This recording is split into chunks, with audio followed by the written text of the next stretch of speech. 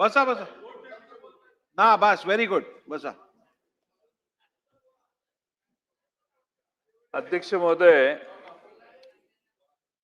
कोट्यावधी रुपये खर्च करून अध्यक्ष महोदय आपण हे सभागृह भरवतो आणि हा सामान्य जनतेच्या खिशातनं पैसा येतो.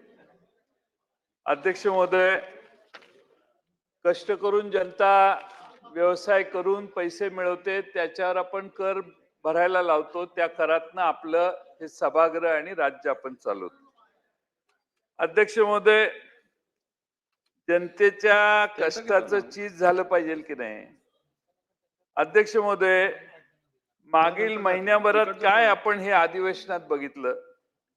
कधी मंत्री अनुपस्थित राहतात, तर कधी अधिकारी अनुपस्थित राहायचे. IAS अधिकारी, मला वाटत नाही आता कोणी IAS अधिकारी तिकडं अदृश्य गॅलरीत बसले आहेत. आपलाही आदेश आता पाळायला तयार नाही. त्यामुळं अध्यक्ष महोदय, बऱ्याच वेळेला चित्र सभागृहाचं, मी 37 वर्ष सभागृहात आहे, अंतिम आठवड्याच्या शेवटच्या दिवशी एवढं सभागृह मोकळं क्वचितच पाहायला मिळतं. आणि अध्यक्ष महोदय, मुख्यमंत्री महोदय आणि मंत्री महोदय एकदा सभागृहातनं गेले की त्यांच्या मागे सगळ्या बाजूचे आमदार काम करायला मागे जात असतील, असा माझा एक अंदाज आहे. अध्यक्ष महोदय, आपण कायदा करायला हे सभागृहात बसलोय आणि अध्यक्ष महोदय, कायदे पण कसे आपण बघितलं, आज सकाळी 3 कायदे इंट्रोड्यूस झाले आणि दुपारी सरकारचा हट्ट आहे की आत्ताच कायदे मंजूर करा. आम्ही वाचलेलेही नाहीत कायदे, म्हणजे काल मांडायचे होते, रात्री आम्ही अभ्यास करून आज सकाळी काहीतरी बोलू शकलो असतो आणि कायदा मंजुरी केला असता. पण अध्यक्ष महोदय, अशा पद्धतीनं सभागृह चाललेलं मी आतापर्यंत कधी बघितलं नाही. आता एक साधं उदाहरण अध्यक्ष महोदय देतो. 293 वरच्या चर्चा पहिल्या आठवड्यात झाल्या, दुसऱ्या आठवड्यात झाल्या, तिसऱ्या आठवड्यात. मुख्यमंत्र्यांनी तर एकदा जाहीर केलं, शुक्रवारच्या आज सगळ्या चर्चेची उत्तरं आम्ही देतो, पण ती आली नाही त्यावेळी. नाही, त्यावेळी नाही आली. आणि नंतर सबसिक्वेंट आठवड्यात चुकीचं जाऊ नये, कारण हे एक मिनिट आपण तपासून घ्या, तपासून मी मग काढा. तपासूनच सांगतोय आपल्याला. या संदर्भात पहिल्या 2 आठवड्यांची जी चर्चा झाली, त्या संदर्भातली उत्तरं शुक्रवारी येणं अपेक्षित होतं, ती उत्तरं झाली. त्यानंतर शेवटच्या आठवड्यात, म्हणजे गेल्या आठवड्यातली जी 2-3 प्रस्ताव होते, त्यावरची उत्तरं आज आली आहेत.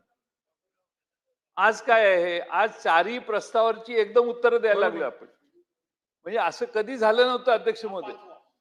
आणि आज अंतिम आठवडा प्रस्ताव हा 5वा विषय आहे, ज्याला आपण 3:30ला संपवणार असं मगाशी घोषित केलंय. आता आपण तुम्ही सगळ्यात जास्त दिलदार आहात असं मला या सभागृहात दिसतंय. तुम्ही 4 वाजेपर्यंत आमची वेळ वाढवून दिलेली. अध्यक्ष महोदय, मी हे यासाठी सांगतोय की आपण 293चे प्रस्ताव बनवून का, मला तर आता अलीकडे असं वाटायला लागले की नियमित होणारे कामकाज म्हणजे लक्षवेधी.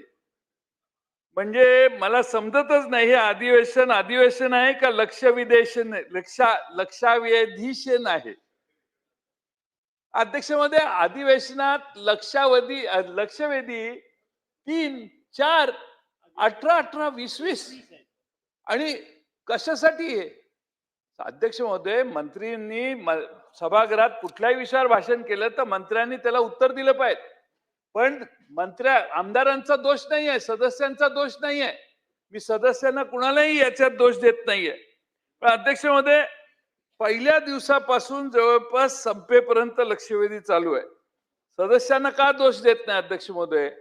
कारण 293च्या विषयात अनेक सदस्य अनेक विषय, हे सगळे लक्षवेधीचे विषय जे आहेत, ते बहुतेक सगळे लक्षवेधीचे विषय वेगळ्या विषयावर मांडू शकतो आपण. सब्जेक्टवर, बजेटवर बोलू शकतो, बजेट नंतर विषयांवर, डिमांड्सवर बोलू शकतो. या 4, 5, 6 ज्या 293 आल्या त्याच्यावर सदस्य बोलू शकले असते. आणि त्यामुळे अध्यक्ष महोदय, आपलं काय चाललंय, लक्षवेधीला जास्त टाइम जातोय आणि मूळ 293 सारखे विषय संध्याकाळी 7 वाजता येतात. आम्ही तर कधी हा अनुभव केलेला नाही. आम्ही सांगून दमलो, पण आता आमचं काही चालत नाही, कारण संख्येचा परिणाम दिसतोय तो कदाचित. पण अध्यक्ष महोदय, माझी विनंती आहे की अनेक विषय सभासद उपस्थित करतात, ते सार्वजनिक महत्वाचे असतात. कारवाई करणं, मंत्र्यांकडून उत्तर देणे अपेक्षित असतं. पण सर्व मुद्द्यांना उत्तर देणं शक्य नाही, आम्हालाही मान्य आहे. माझं काही तक्रार नाही. पण अध्यक्ष महोदय, जे मुद्दे राहतात त्याला लेखी तर मंत्र्यांनी उत्तरं पाठवली पाहिजेत आम्हाला. मी सभागृहात जे मुद्दे मांडले, आधी बजेटच्या वेळी मांडले, सगळे विषय मांडले. मला कधी उत्तर एखाद दुसऱ्या विषयाची उत्तर आली. बाकीच्या विषयाची उत्तरच येत नाहीत. आणि परत आपण राईट ऑफ रिप्लाय नाही म्हणता. राईट ऑफ रिप्लाय नसला तरी एखाद्या सदस्याच्या मनात एक दोन शंका मुख्यमंत्र्यांनी किंवा मंत्री महोदयांनी केलेल्या भाषणाच्या नंतर असतील, त्याला संधी दिली तर त्याचं जरा म्हणजे हवा थोडी तरी कमी निघते. पण ह्याला काही स्कोपच नाही. हवा म्हणजे वाफ निघायला काही स्कोपच आपण ठेवलेला नाही. अशी मला प्रश्न हा पडू लागला, चर्चा आज या प्रस्तावावरती चालू आहे की नाही, कामकाजावरती चालू आहे? नाही, अंतिम आठवडा आहे. आता निरोप घ्यायचा टाइम आलाय. निरोपाची भाषणं तर तिकडं होणार. त्यामुळं मी मुद्द्यावर येणारच आहे. मला वाटतंय तुम्ही निरोप नाही, समाचार घेत आहात.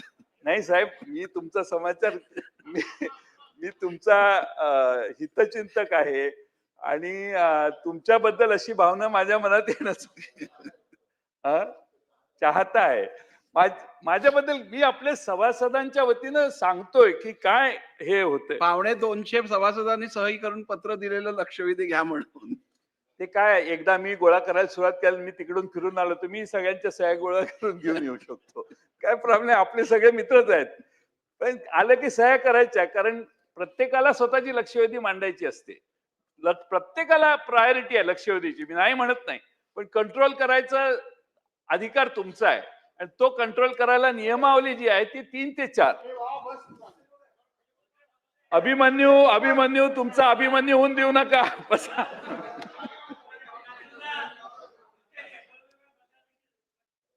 अध्यक्ष महोदय, खरं म्हणजे माझं एवढीच विनंती आहे की सभागृहाचं महत्व कमी होता कामा नये.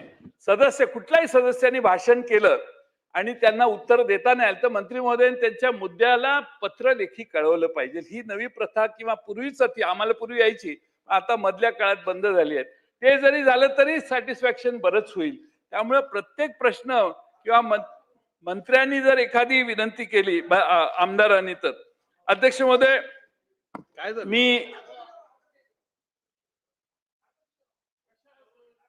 काय झालं आता? वेळ कमी आहे आपल्याकडे. अध्यक्ष महोदय, माननीय जयंत पाटील साहेब असतील किंवा माझे